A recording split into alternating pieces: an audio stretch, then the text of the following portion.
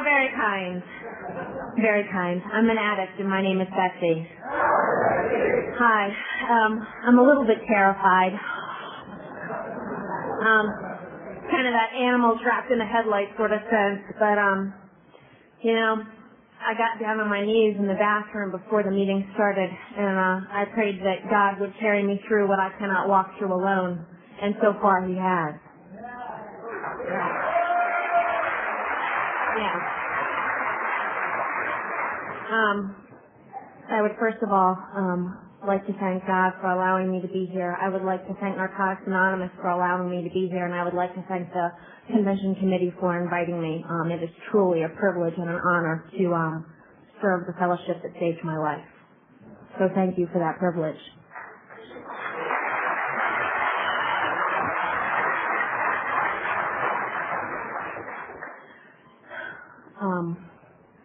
The convention theme is free to live, and I really think that there couldn't be a more appropriate convention theme. I would like to share with you a little bit about my experience, strength, and hope. Can you all hear me? Okay, good. I am from America. I was born in Washington, D.C. I came from an upper middle class family. I have two wonderful, loving parents who are still married. I have an older brother who is a jerk like most older brothers. And, you know, I had a very fortunate childhood. I had a pony. I had piano lessons. I never wanted for anything really. All of my needs were met growing up. And both of my parents loved me, and I'm very blessed for that. When I was 14, I picked up my first drug, and that was alcohol.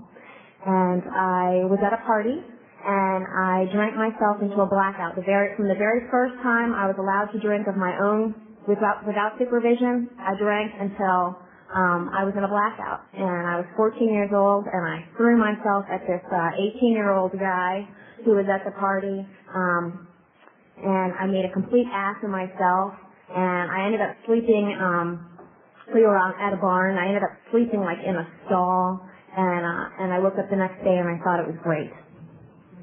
Good time. You know, and I mean, people were making fun of me the next day. I had humiliated myself. But you know what I thought? I thought that I was cool, and that, you know, I had gotten to, you know, oh, Betsy, she was so crazy last night, you know, and I got a go of that, you know, and I thought that was great. And that's how my using started, and basically through high school, I didn't use often, and I only used alcohol in high school, and every time I drank myself into a blackout. Like I said, I'm fortunate. I have loving parents from an upper middle class family, and they sent me to college. I decided to go like 6 hours away from home so I could be away like from my parents. And I went to college in Radford, Virginia, and basically as soon as I got there, my life became partying. That's all it was about. My first semester of my freshman year, my GPA was a 1.6, which I don't know if that means anything to you all, but what it means to me, I was failing out my very first semester because of attendance, because I would get so fucked up at night that in the morning I couldn't get up and go to class. I would crawl home drunk 5 nights a week. I would do anything that anybody had at any of the parties that I was at. I went completely apeshit for no apparent reason. For me, there's no rhyme or reason to my disease. It is. I accept that I'm an addict, and there's no reason other than the fact that I'm an addict for what it is that I became. You know? I started banging every guy that wanted to have sex with me. I became a complete slut. And I don't have any qualms about telling you that. I mean, my active addiction, and the reason I don't have any qualms about telling you that is because, thank God and thank Narcotics Anonymous, I am not that person. I don't have to be ashamed of who I was because I'm not that anymore. It's not a reflection on me anymore.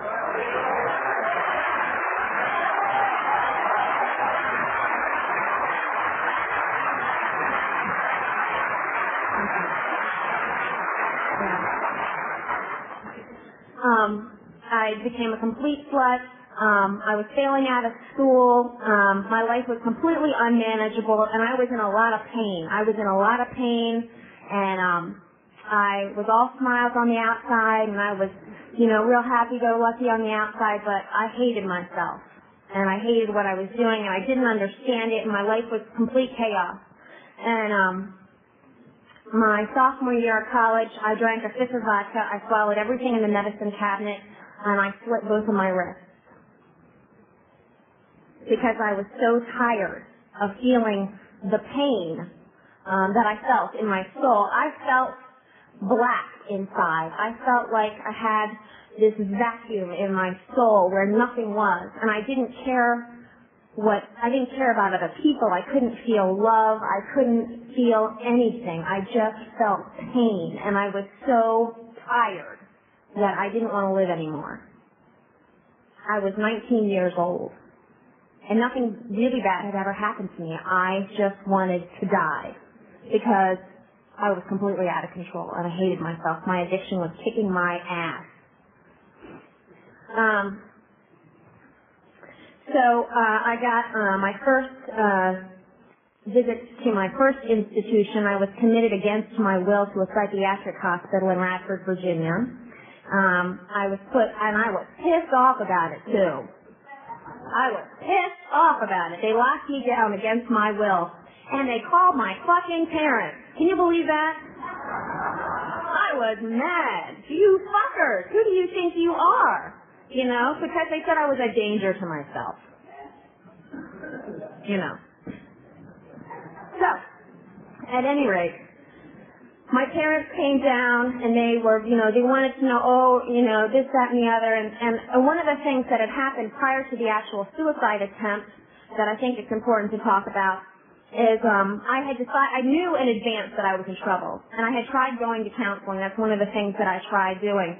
Was going to counseling, and in order to be able to go to therapy, I had to let my parents know that I wanted to go to counseling because I was on their health insurance. And in order for the health insurance to pay for the counseling, I had to tell my parents that I wanted to go. And I was at home, and I was on Christmas break. This was before the suicide attempt. And I was trying to explain. My parents were very upset with me about my grades and my behavior and what the hell is going on and what's become of you. And my mom had me trapped in my kitchen. She was up in my face, and she was yelling at me. She was like this far from my face, and she wanted to know what was the matter with me. She wanted to know what was wrong with me. Why did I need help? What was going on with me? And I looked right at my mom, and she had me trapped, She was screaming. She wanted to know what my problem was. And I looked right at her, and I said, I was raped. Are you happy now? And it was a lie. It never happened. I've never been raped. But you know what? I completely devastated my mom, and I shut her the fuck up, and she got out of my face. And I went to counseling, which is what I wanted. Yeah, that's the kind of person that I was. My mom was very devastated by a loss that she thought that I had incurred that never happened. And as a matter of fact, that rape lie was very convenient for me because it gave me a really good explanation for my behavior, for being completely promiscuous, for getting fucked up all the time, and for failing out of school. And so I told that lie to anybody that would listen. I told that lie to my counselors. I told that lie to friends, whoever, because it justified my behavior, I believed at the time. It was easier than looking at the fact that maybe I had a problem.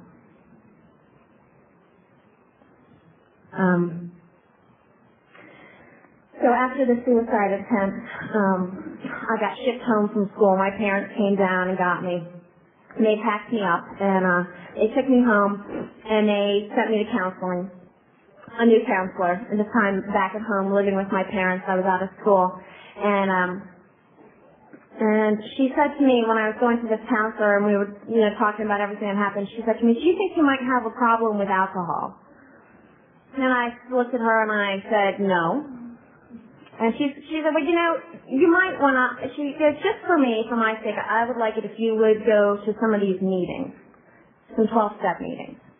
And at that point in time, I only knew one person in my life that had ever gone to any meetings, a girl named Jessica. She was in my high school, and she was clean in Narcotics Anonymous in high school. She's the only person that I ever knew that went to meetings. So I gave her a call and asked her if she would take me to some of these meetings because I, had somebody that wanted me to check them out. And I went to a couple meetings, and I went to a dance. Y'all, it was fucking strange. Everybody was like hugging everybody, and these morons were out there, dancing, and I was like, I sat in that chair. I didn't get out of my chair. I didn't dance. I was like, yeah, okay, I thought it was really great for y'all, but I definitely did not belong here. And, that's what I decided. And I decided that my problem was not addiction. My problem was depression. And that when I treated the depression, everything would be just fine. Thank you very much. It was good. So, I got lots of good counseling, and I went back to school. And I changed drugs of choice. Changed up my drugs. And my life became more manageable. I could get high every day and get A's and not fail out. And by changing my substance of choice, I made the outside more manageable, but inside was not more manageable. Inside, the feelings stayed the same and the pain stayed the same. My senior year of college, I met a guy at a party that we were having at my house, and I met him. And he was talking all this crazy shit about his dead grandfather and all this other kind of stuff. And I thought, oh my God, you are such a freak. And so he moved in with me about 3 weeks later.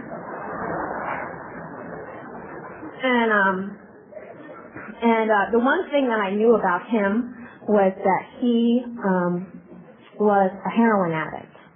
And that was one drug that I had not been able to get my hands on up to in that point. Because I was like a covert I was kind of slick about, my drugs of choice, and I would make the connections and then just use whatever was available. And that, at that point in time, had not been available to me, but it was definitely interesting to me. So, I moved him in, and he was 5 years older than me. He was not going to school. He was working construction. There's nothing wrong with that. But he had 2 master's degrees. He was very smart, and his addiction was kicking his ass. And and he needed me too, very badly. He needed me, and I loved him so, And I say that in a joking way, but at the time he was the answer. He was everything I'd ever been looking for. He made me whole because he was me. He was me, and he validated everything that I felt and everything about me because he was walking addiction. And I could look at him and I could be okay with who I was. And he loved me for exactly who and what I was because I was him, but I couldn't see it. I did manage to graduate from college, and we moved in together in Richmond, Virginia, which is where he was from. And the very first night that we moved in together, I went straight to shooting dope. And within 3 weeks, I was using every day. And everything that I had gotten from my very nice upper middle class upbringing, I promptly disposed of. I promptly disposed of all of the jewelry that my mother had given me throughout my life. I disposed of a ruby princess ring that my father had bought for my grandmother in Vietnam that she'd given me when I graduated from college. I pawned the vacuum cleaner. I pawned the answering machine. I would beg for money. I would stand outside and go, because I look pretty cute. I'm pretty cute. And I could walk up to you at a gas station and go, excuse me, I'm really sorry, but I'm running out of gas and I need to get home. Could you spare $1?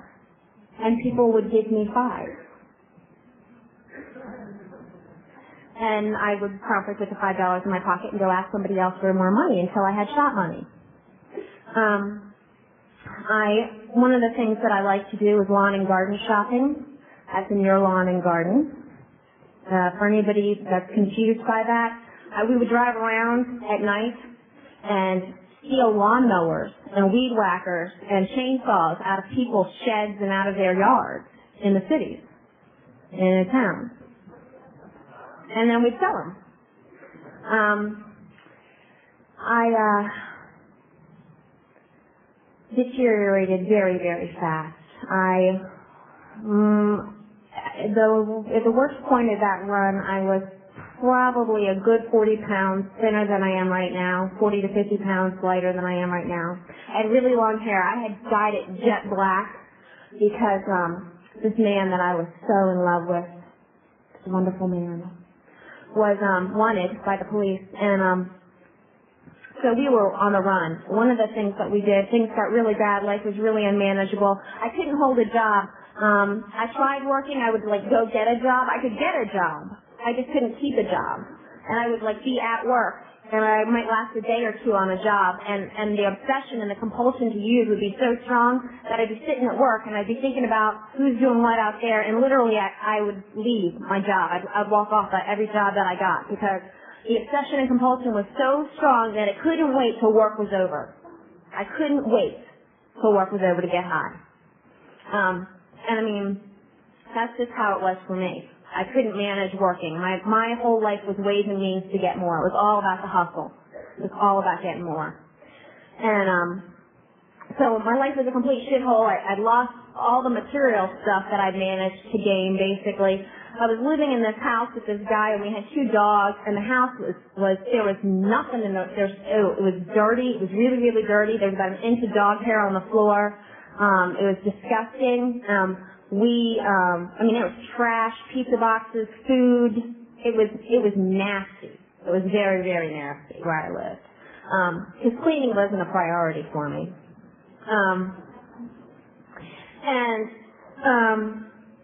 We decided that, we looked at what was going on and how unmanageable everything was, and we decided that we had 3 choices. We could run, we could get clean, or we could kill ourselves. And we discussed all 3 options very reasonably with each other.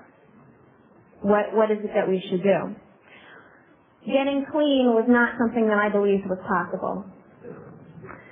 Killing myself was something that I could always do later. So we decided to run.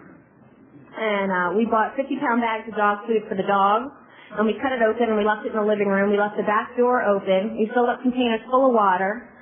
Because in some respects, some warped way that was taking care of the dog. And then we got in the car and we decided that we were going to go to Canada. We were going to make a break for it. I don't know what the fuck I thought I was running from. I was running from myself, but I was taking me with me. And so we were going to...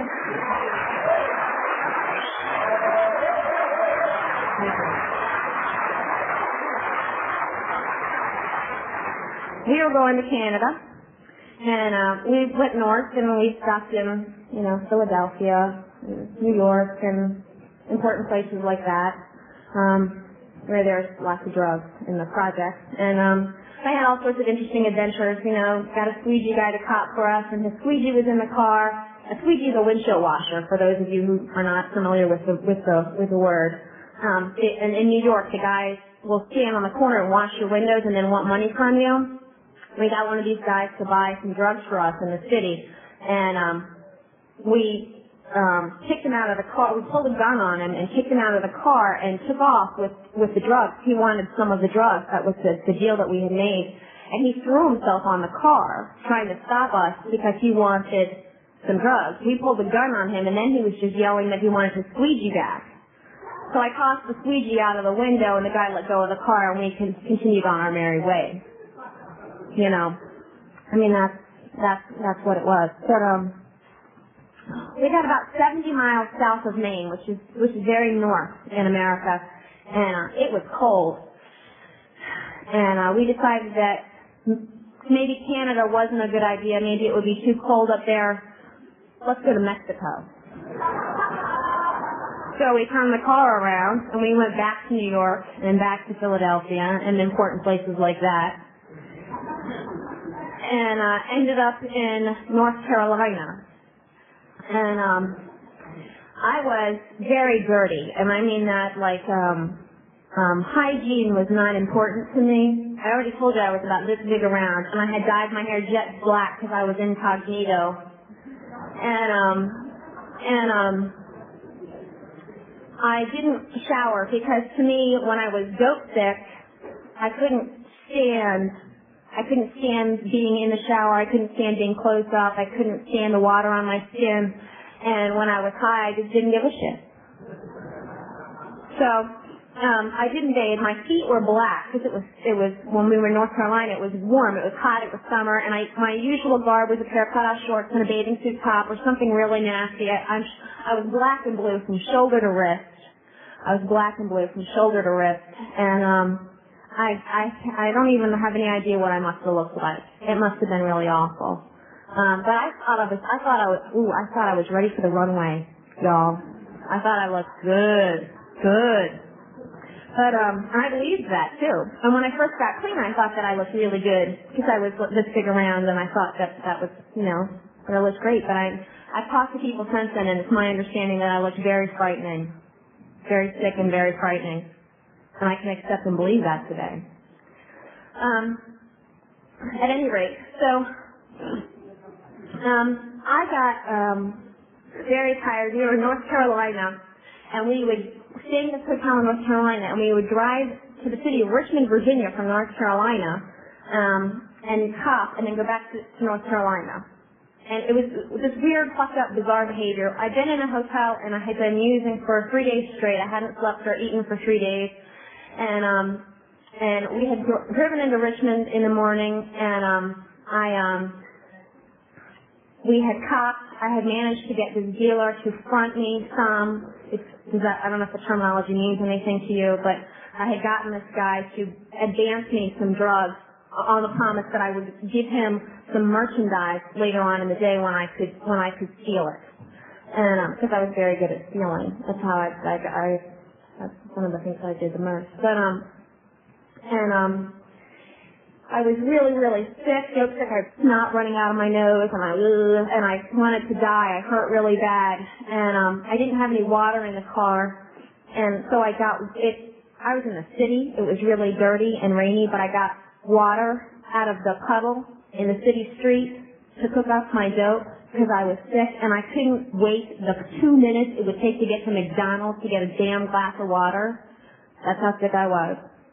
And that's the last thing I remember was shooting up. And then the next thing I know, I'm waking up in an ambulance, and apparently what had happened was I had OD'd and I was locked in the car.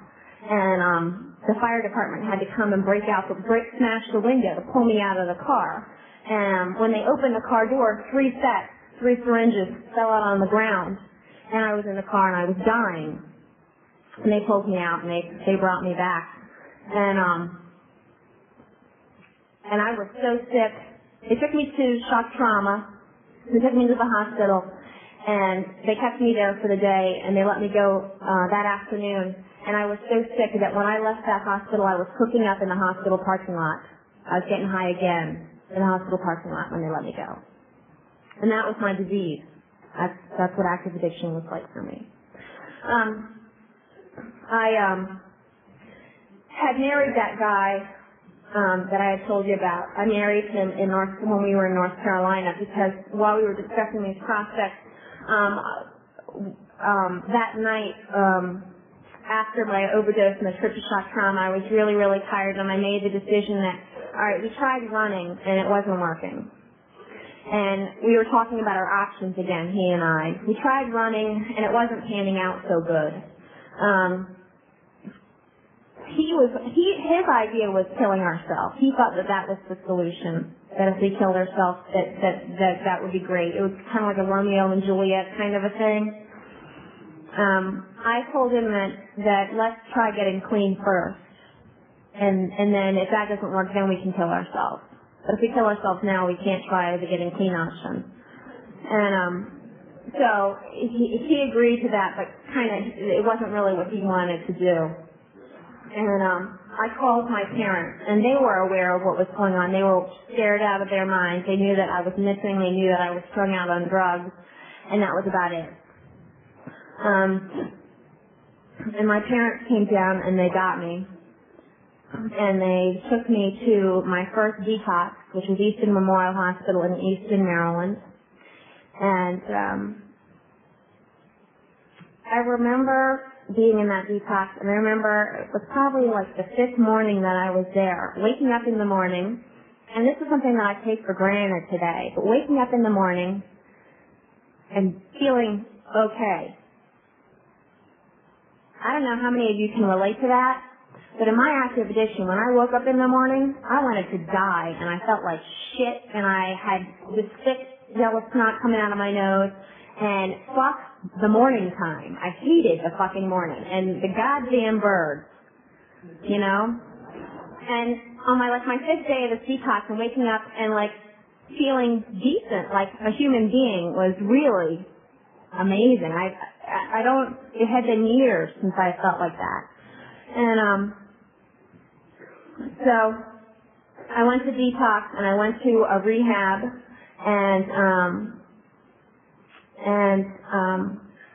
I called that girl, Jessica, that had taken me to those meetings all that time ago, and I asked her if she could help me get to some meetings. And she said that she didn't go to meetings anymore, but that she knew somebody who did, and she gave me her phone number. And I called that woman. Her name is Sheila, and she didn't know me from anybody. She was a Narcotics Anonymous member, and I called her up and I told her that I was at a detox and that I was in trouble and that I needed to get to some meetings. And she gave me a whole list of phone numbers. And I had to call people and ask them if they could help me get to meetings.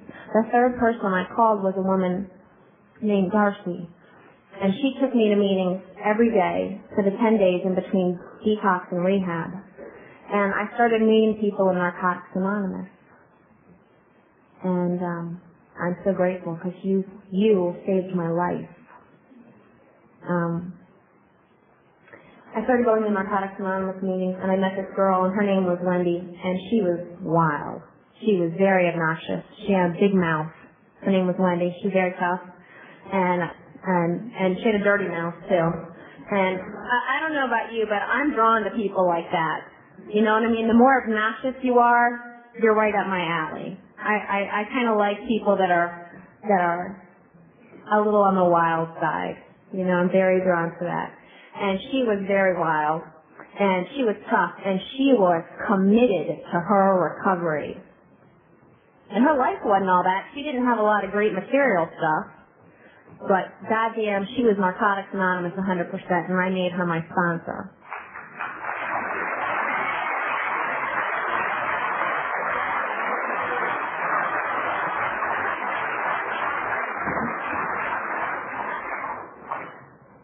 Now, the weekend that I got out of rehab, do you remember that guy, the one that was the one that I loved, that made me complete? I got pregnant the weekend I got out of rehab. Because you know what happens when we first get clean. And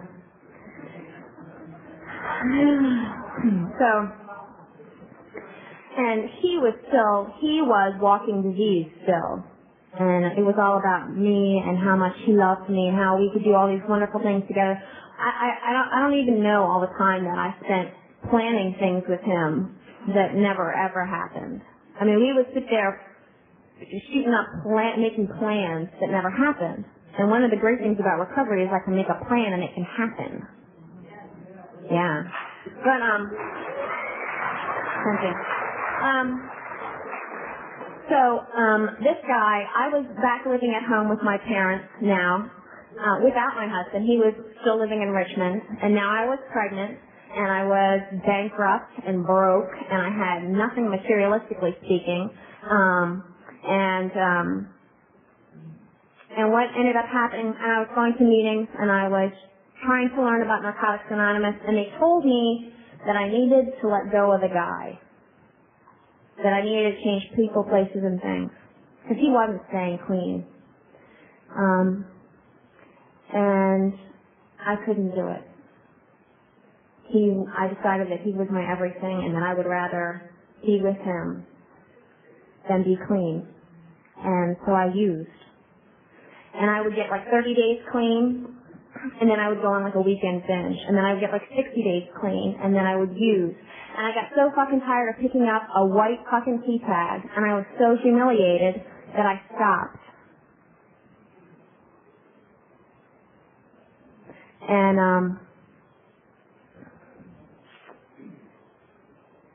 when I was trying to stay sort of clean because I was pregnant, and I thought that would be fitting, although I was still, like I said, using sporadically. And my son was born, and when my son was born, I was using every day within 2 weeks.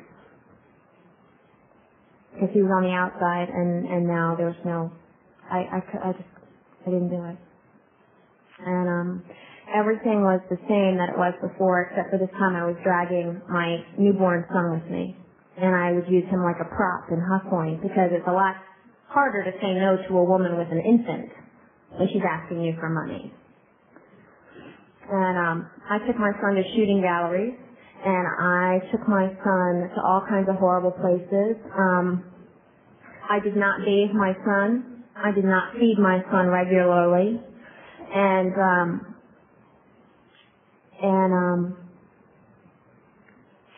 I mean, I have been in situations where I've been in the worst projects in Washington, D.C., in America, and I've been flat on the ground with a cop with a gun to the back of my head, the police trying to strip searching my infant son because they believe that I put the drugs on my son, you know, and having them scream at me that they're going to call social services and that I can kiss my son goodbye, and I mean, just crazy, insane shit.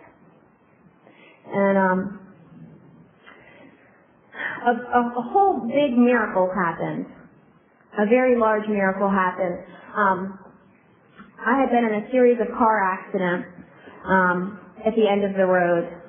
And after like 24 hours of using, I decided that we went to the hospital to get checked out because I thought maybe it'd be okay to get the baby checked out. I'm telling you that he had glass in his clothing and in his car seat from the accident that was still there like 2 days later. We went to the hospital to get checked out, and I was in the emergency room of the hospital, and the phone rang, and the nurse told me that it was my mom on the phone. Now, a big, long, complicated story that you don't really need to know. My mom figured out where I was, and she called me and she said that she wanted to come and give me a ride home. And I couldn't say no because I wanted the denial. I didn't want her to know that something was wrong, like she didn't already know. And so I said, okay, that would be great. And I was dirty, and I had the baby, and the whole time, the whole 30 minutes that it takes to get from my mom's house to the hospital, I was twisting my blue jeans, and the only thing that I could think about was how it was that I could hide the blood stains on my blue jeans. And in walked my mother, my father, my mother-in-law from Richmond, Virginia, my sister-in-law from Quantico, Virginia, and I knew it was over. They knew. And that I wasn't fooling anybody but myself anymore. And my mom, my very loving mom, who has supported me my whole life, came up to me and she told me that if you want to die, that is up to you. But you give me your son.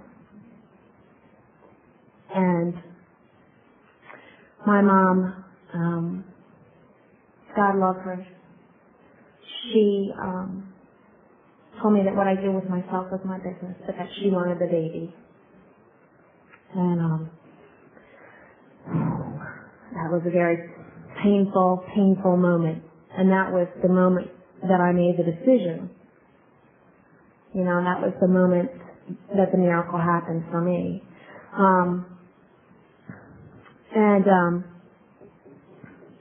I went to another detox, and I went to another rehab, and all those people that I had met in Narcotics Anonymous previously were still there.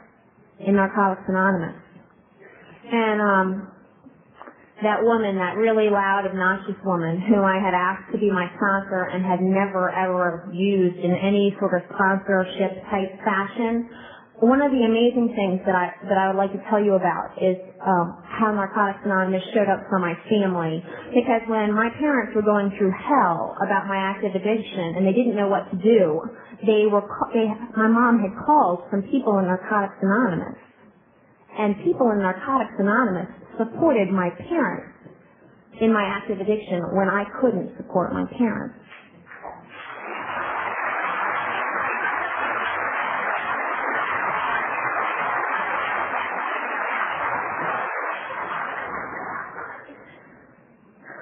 So, when I went home from the hospital when everybody showed up and I knew that the gig was over, on my front porch at my parents' house was Wendy and Rusty, and Wendy was this woman, and I was totally defeated, and I came home and she looked at me and she said, "Have you had enough?" And I looked at her and, I don't even really know what I said, but God, I hoped so at that point in time. I thought, God, I hope so. I hope so. I was really scared and I really didn't believe that this could happen for me. And, I'm making a mess. Sorry. And,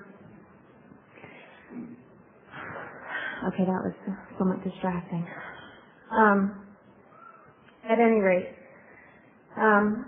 this woman that I had asked to be my sponsor was still there, and I asked her again if she would be my sponsor again. And this time, when she gave me the first step, I had written on the first 3 steps, thank you, while I was still at the treatment facility, and I was so willing to do whatever it took. I mean, I think that's the thing that I remember most about when I first came to Narcotics Anonymous. I was so desperate. I was so desperate to be clean. That if you told me to get up here and pull my shirt off and do a little dance and it would help me stay clean, I would do it. That whatever you said to do, I'll do, because the pain inside was so horrible. I hated myself so much, and I had destroyed my whole life for what? Because of my addiction, my disease was horrible, And the painful part about the disease of addiction is how it works your thought process and what you think about yourself and what you think about life and how you just want to die. It's insidious.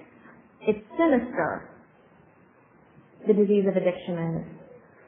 And so when I first got into recovery, I was really willing, and I, went to meetings, more meetings. My parents, God love them, allowed me back into their home, even though I had robbed them blind in my active addiction, but with some very strict rules. And I was allowed to have my son back after 57 days, so I only ended up losing him for 57 days, and I am so grateful that God really worked in my life like that.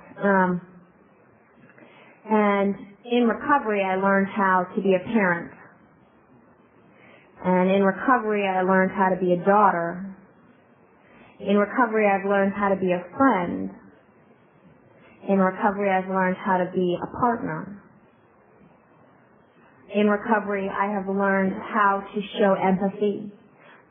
We're talking about, I'm the person that was so cold and so dead inside that I couldn't feel anything for anybody else when anything happened,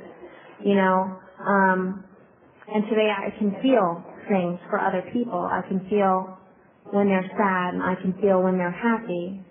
And it's such a miracle, because to me, life is about the relationships that I have with other people. It's not about the material things. It's not about what I achieve or my status or any of that kind of stuff, and I'm glad, because I don't have much of that. But it's about the relationships that I'm able to have, and I'm able to have relationships with other people because of recovery, because of the principles that I've gotten by working the steps.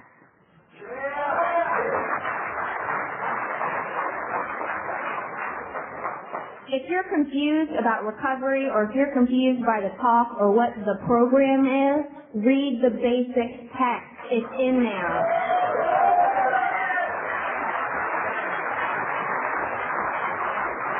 Okay? I just want to be really clear, because a lot of times it's real easy to go to meetings and like hang out with recovery people and talk like program talk, but that's not what Narcotics Anonymous is. And you will still want to die in recovery if you don't do something with a sponsor, preferably. Okay? So I have a sponsor. Now, I asked Wendy to be my sponsor again, and God love her, because I'm sort of difficult. But I asked her to be my sponsor, and she loved me in a very special way. And the people in Narcotics Anonymous loved me in a very special way, until really I could learn how to love myself. And that's one of the things that, to me, the newcomer is the most important person at any meeting, because people loved me so that I could love you. So that I could love you. People believed in me so that I could believe in you. I believe in you. And I believe in the newcomer. And that's how it works. We help each other. I pray. Prayer is very important. And as I said, I got down on my knees before the meeting and asked God to carry me through what I could not walk through myself. Because some of y'all might think this is cool up here, but it's scary as shit. You know? And for me, it trips me out when people like they want to be like the speaker. Because for me, I've never been like that kind of person. I will do what I'm asked in Narcotics Anonymous, because service is how you stay here. Service is how you stay here. If you want to know how you stay here, service.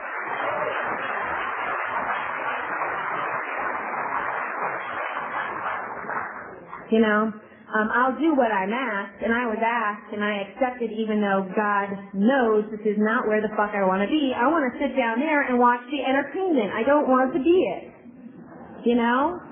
And let's talk about service. Okay? My sponsor, that wonderful woman, Wendy, when I first got clean, was a service junkie. I told you she was very committed to Narcotics Anonymous. How you stay committed to Narcotics Anonymous is doing service. That's how you show your gratitude. And she had lots of service positions, and the first thing that she did is slap me with one. Boom, there you go. And she made me alternate GSR for my home group, and I was going to area service like the first month that I was clean. I love area service today, I'll have you know, because I like to know what the hell is going on. I have some control issues, and I want to be involved.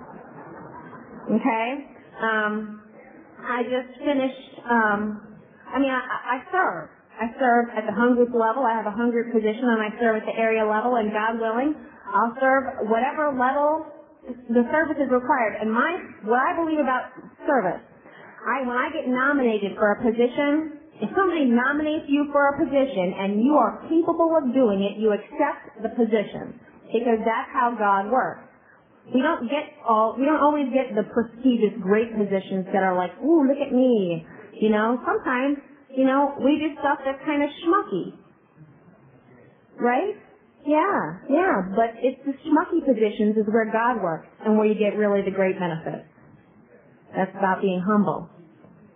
But, I started doing service as soon as I got clean, and thank God for that. Please, please, please, please do service. It will keep you here. I'm telling you, it's the truth. If you don't believe it, keep coming and look at people who do service and look at people who don't and see what happens.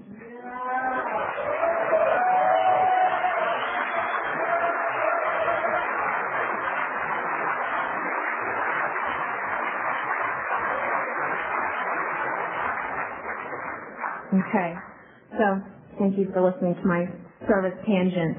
I have a lot of feelings about that subject.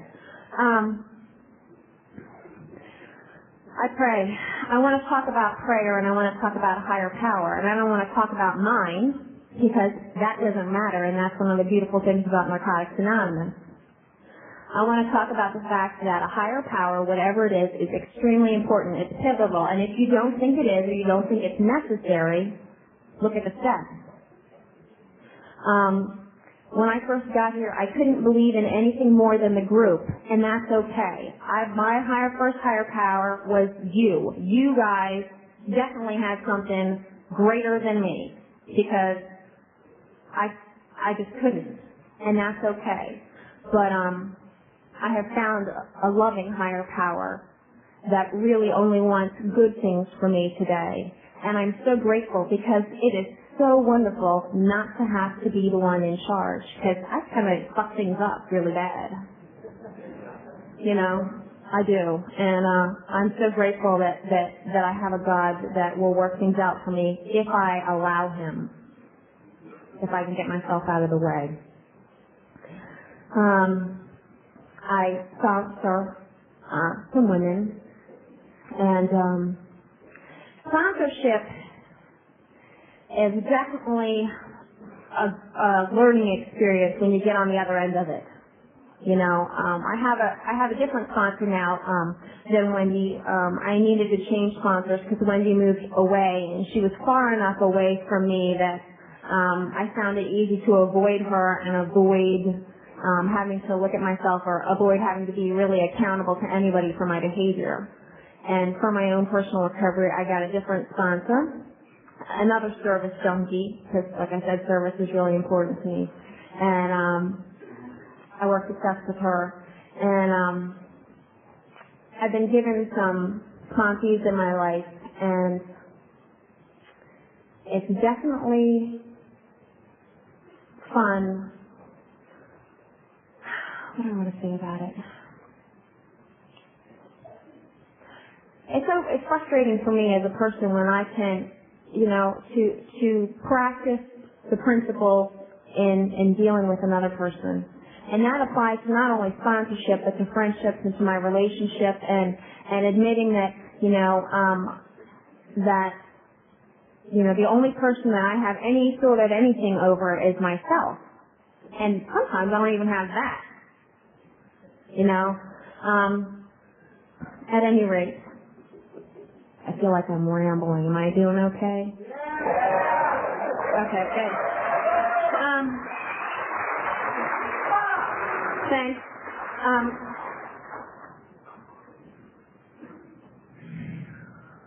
really nervous. I really think that I've said all that I have to say. I want to close out with a couple of things. I wanted to tell you about my son, Miles. Miles is 3 years old, and he will be 4 in May, and he is beautiful. And I have full custody of my son. When I got clean, this last time, I knew that I had to leave my ex-husband. I call him ex because I divorced him, and it was painful because I loved him. Like I told you, I loved him. He was my whole world, and he made me whole. But he could not stay clean, and I could not stay clean with him, and I did not want to die. So I left him, and it hurt like shit, and I was scared, and I'm still, even today, I have fear that God forbid someday I go back to him, because he is still appealing. That didn't change. It didn't go away. He's still appealing, but he will kill me. He is my disease. I've already told you that. Recovery has made it possible for me to not go back. Yeah, I couldn't do it on my own. So I left him when I got clean, and it was really, really painful. And I had this little baby. Miles was 7 months old when I got clean. I had a very small baby, and I was a single parent, and I was about $30,000 in debt, and I had a terrible employment history, imagine that. And I was living with my parents, and I got a jobby job, because I had to. I never really liked working, but unfortunately, it's one of those things where I guess I had to, And it kind of sucks because you can make a whole lot more money illegitimately. But I got like a real job where they pay you a check and they tax and the government taxes it and stuff. And you know what? I still have that same job today. I have the same job. Here's some crazy shit too. Here's some crazy shit. They gave me a promotion. They made me the manager.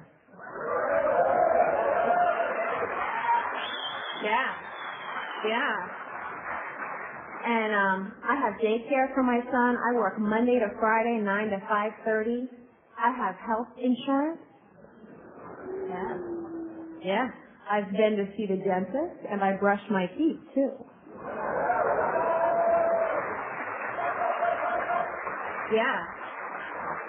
Yeah, the recovery is some great shit, isn't it? Yeah. And so I have a job and I'm dependable, and I learned how to be responsible in Narcotics Anonymous. I learned that through service, by the way. I learned how to be responsible and dependable. I got in a new relationship when I got clean. I didn't stay out of a relationship, by the way. When I first got clean, I was so scared that I was going to go back to my ex-husband that I immediately got in a relationship. As a matter of fact, that's not even the truth, too. I mean, I was doing some crazy shit, but anyway, I got in a relationship when I first got clean, and I'm still in that relationship today. So, I mean, I know, like, everybody wants to think really bad things about getting involved in relationships when you first get clean, and it's not, recovery isn't, life happens. I think that God plans different things for different people, and some people have to learn some hard shit the hard way. Unfortunately, I haven't had anything, nothing bad has happened. I'm in a loving relationship with somebody with some really awesome recovery. And he and I have been together for the entire length of my recovery, and we're still together. We're engaged to be married. And he's a wonderful guy. And if you want to think some shit about him for preying on a newcomer, that's not preying on a newcomer. Preying on a newcomer is when you exploit them and you don't care about them because you only want for yourself. It's self-centered. There's a difference, I think. Maybe I'm wrong, but, it happens. I have been wrong before. Occasionally. So I'm in a relationship with this guy, and I'm so glad that I'm in recovery. And I'm so glad that he supports my recovery, and that I can have relationships with people, and we can go to conventions together, and I can go over there with them and hang out, and he can go over here and hang out with them, and I don't have to have him with me all the time, and I don't give a shit what girl he's talking to because I trust him, And if you're scared about, like you're obsessing on somebody else, then you need to look at yourself because something's fucked up. But I trust him, thank God, because I wouldn't want to have to live like what I see some other people living in their relationship. That fear, that self-centered fear. Oh my God. You know what? And the wonderful thing about the disease of addiction is it's not like over. You know what I mean? Because I can still regress. I can still regress today. Camilla is beautiful, and she is very cool and very slick. And she was nice to me. And the first thought I had was, what does she want? She is very pretty, and she's very cool, and she can't actually have any honest interest in me as a person. That was my first thought, I swear to God, when she talked to me. Why is she talking to me? She's got to want something from me, or there's got to be something or something. She can't actually want to talk to me as a person, because who am I? But I'm me, and I'm okay. And it lasted about 2 seconds. I told myself that everything was okay. I was nice to her back. And we've had some really awesome conversations. Recovery has allowed me to be okay with myself. And maybe I'm not all that in a side of fries, but I'm all right with who and what I am. I know what my values are today. Recovery has given me values. I value my relationships with other people. I value honesty. I value integrity. I value family. I value you. And I value Narcotics Anonymous.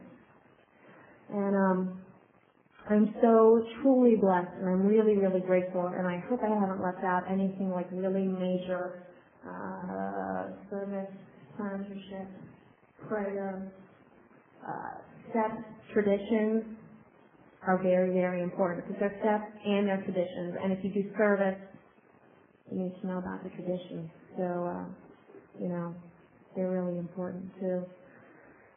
So we, as a fellowship, can continue to function for the addict who isn't here yet. And this has been a privilege and an honor, and thank you very, very much. I want to say one more thing too. I want to say that the Swedish people are beautiful people. I came here with my partner, Mike, who is a wonderful partner, and he's the only other person that I knew here when I got here, and I really have been so welcomed, and the love that I have gotten, and being able to look. I mean, I got like a crowd of people that I know that love me, and even if I totally suck today, when I go home later, they'll still be nice to me. There was a lot of love, and I don't mean that y'all are beautiful just because there are some really tall, really nice-looking women here, but beautiful people inside.